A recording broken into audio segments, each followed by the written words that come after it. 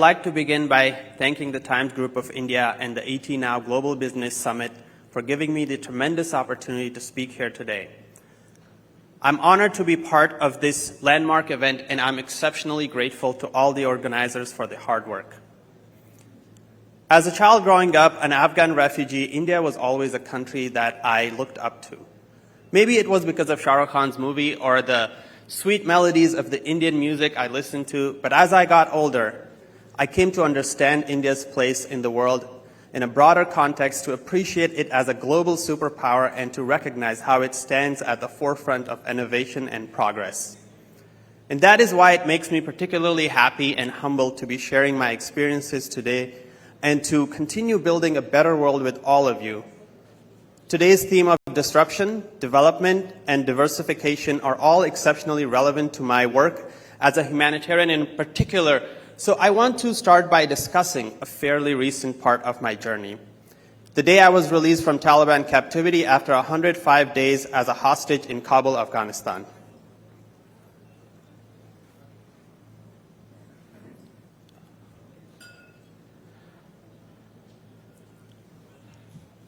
This is me. I'm in Doha, Qatar, being escorted off a Qatari C-17 by U.S. State Department official J.P. Feldmeyer. And this photo captured by my first few steps as a free man after a harrowing journey that included horrific conditions, torture, starvation, and beyond. While I was relieved to be free and returning to my family, I left that experience feeling more than anything invigorated by the lessons I'd learned in captivity and eager to put them to use out in the world.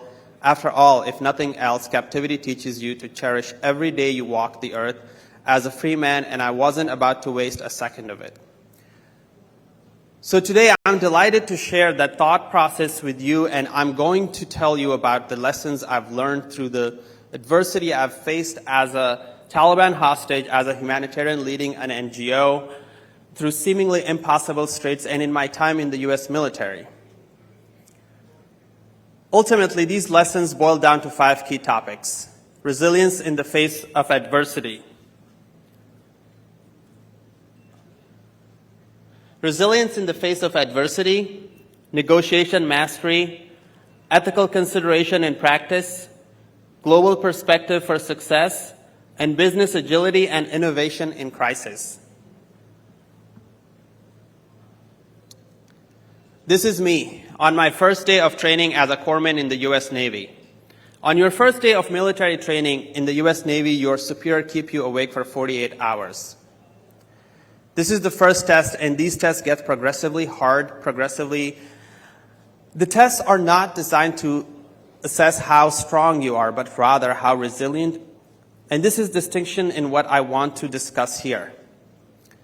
Strong people can break after failures, but resilient people persist in the face of adversity.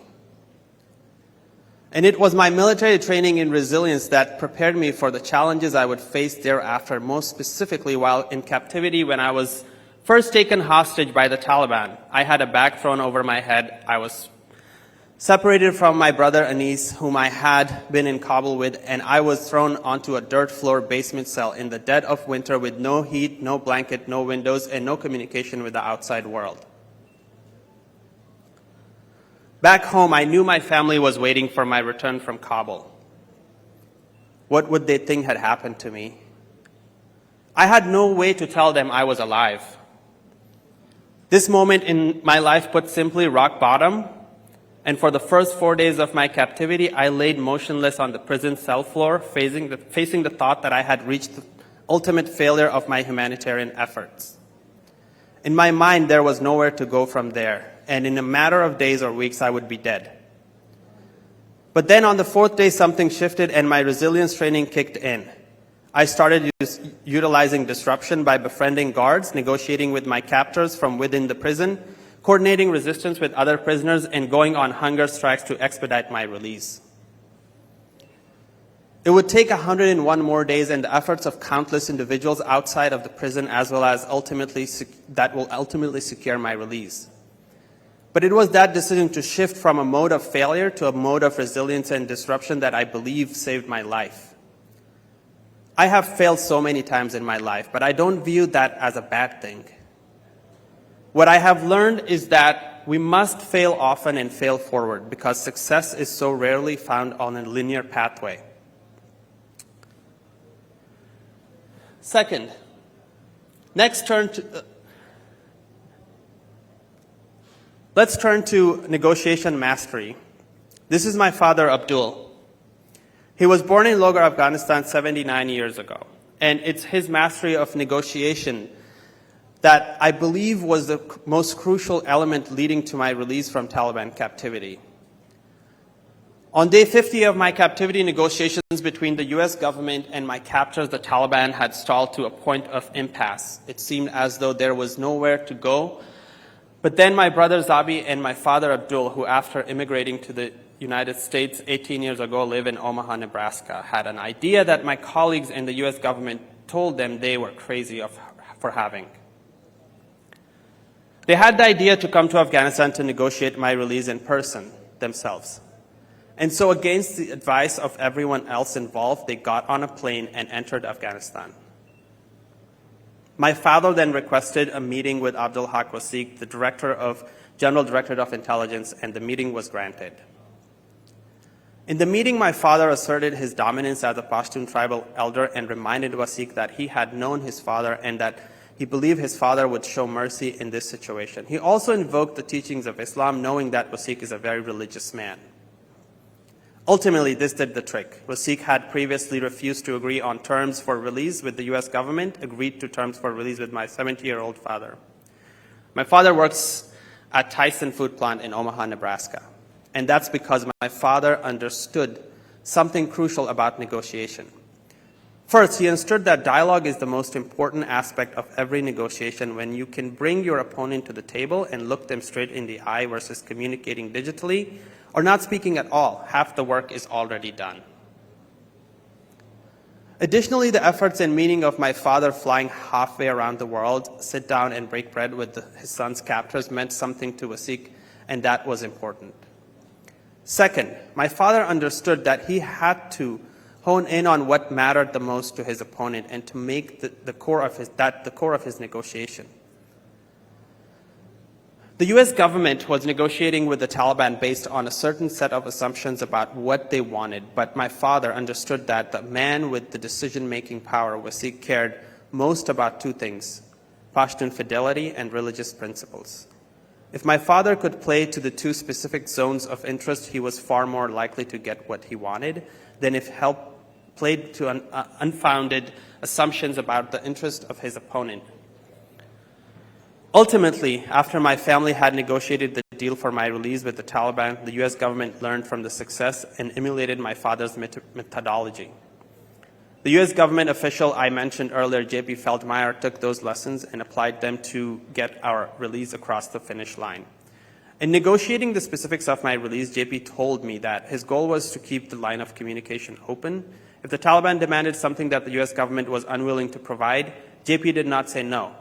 He said, let's talk about it, and then tried to get to the bottom of what was motivating and driving his opponent in their requests so that he could find a middle ground. A middle ground that the US government could grant. If you can continue to talk, the door remains open. And that's what I believe is most important in the art of negotiation.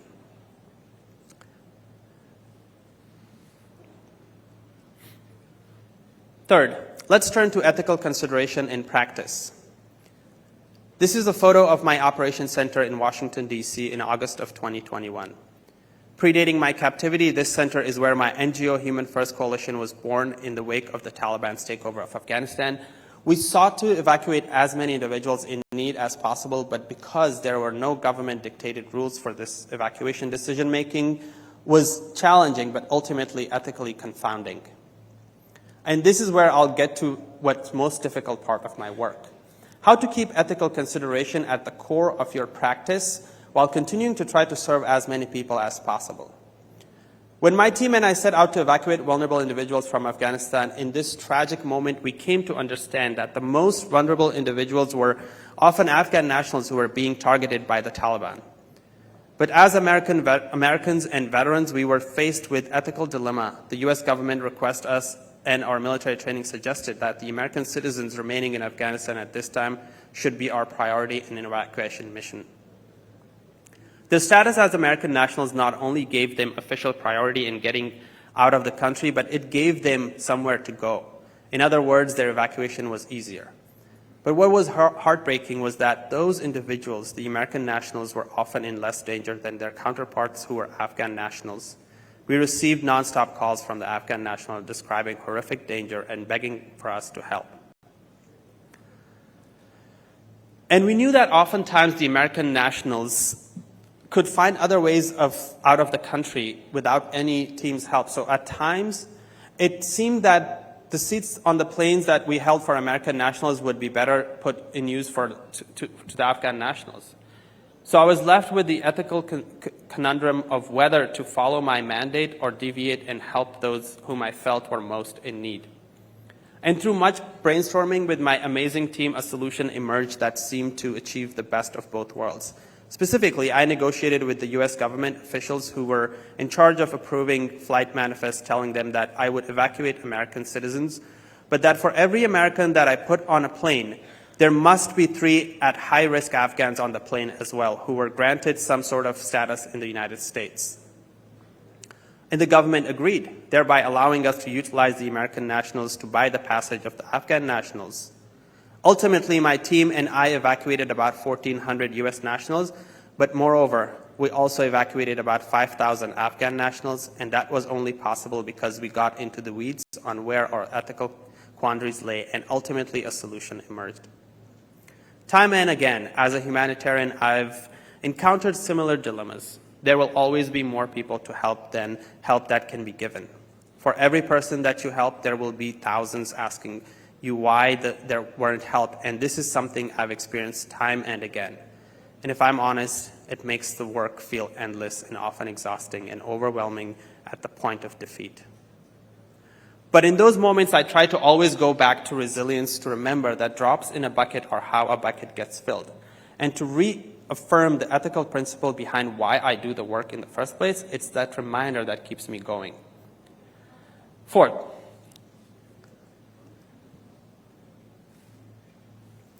let's turn to global perspective for business success. This is a photo of my colleagues and I campaigning and introducing the Afghan Adjustment Act, a critical piece of legislation for Afghan refugees in the United States Congress. As you can see, I'm the only person of color. Throughout my short life as an Afghan American, I've found myself in rooms where I'm often the only non-white person. This brings its unique set of challenges, but what I've come to learn is that this is not a disadvantage, it's my superpower. In that, we cannot underestimate the power of cultural understanding, and specifically in negotiations and relations, be they business, political, or otherwise. When my captivity was nearing what would be its ultimate, a key disagreement arose between my family and the U.S. government. Specifically, my father had made this aforementioned deal with the Taliban via Abdul Haq Wasiq to secure my release on a handshake between Pashtun elders. The U.S. government felt the deal would only be real when the Taliban put it in writing and signed a document acknowledging the terms of the agreement. But my family knew better. They understood that cultural realities in Afghanistan and amongst Talibs dictate that piece of paper means nothing and a handshake means everything. Painstakingly, my family sought to convince the U.S. government of this reality, and ultimately they succeeded. Sure enough, the Taliban lived up to their end of the bargain, secured over a simple handshake between 2 elders, because that is what cultural realities dictate holds the most weight. In looking to achieve success across international borders, understanding how cultural impacts pathways to success is one of the most, if not the most critical keys to success. It comes back to the key theme of diversification, that the more perspective we have access to, the more we will understand the challenges we face. Fifth and finally, let's turn to business agility and innovation in crisis. This is a photo of my guard in Taliban prison. Let's call him Ahmed. On the 17th day of my captivity, my desperate need to reach my family and inform them that I was alive reached to a boiling point, and I racked my brain for how to somehow get contact with the outside world from within a basement cell with no phone, no sunlight, and no way of communicating with anyone. It was then that I overheard my guard Ahmed having a conversation with another guard. In this conversation, he started speaking about how he had been betrothed to a young woman he was excited to marry, but that he didn't have enough money for the wedding. He was worried that his father would break off the betrothal and marry her to someone else who could afford the wedding. Suddenly, something clicked in my brain. Here was something that my captor wanted, and I needed to figure out how I could play a role in getting it for him so that I could get what I wanted. So at a moment of disruption, I spoke up and I made a proposal to Ahmed that surprised him. I explained that if he went to visit my cousin Jamal, who was living just a few blocks away, Jamal would give him money for his wedding in exchange for my use of his cell phone. If Ahmed told Jamal I had made this arrangement from within the prison, Jamal would be more than happy to oblige. And it worked. Ahmed visited Jamal. Jamal gave him money for his wedding, and subsequently Ahmed let me use his cell phone to call my loved ones from prison and let them know that I was alive, ultimately allowing to start strategizing on my release. Being nimble in crisis leads to innovation in problem solving, and moreover, humans are driven to action because they want or need something. And if we can find out what that something is, we can make enormous strides in getting what is that we want and need. While I would not relive my terrible experiences in Taliban captivity for anything, this experience and other adversities I have faced in my life have taught me these critical lessons that I will carry with me in all that I do from here. I hope that sharing them with you today has been valuable, and I look forward to the speakers to come in this tremendous and enriching moment. Thank you so much for having me.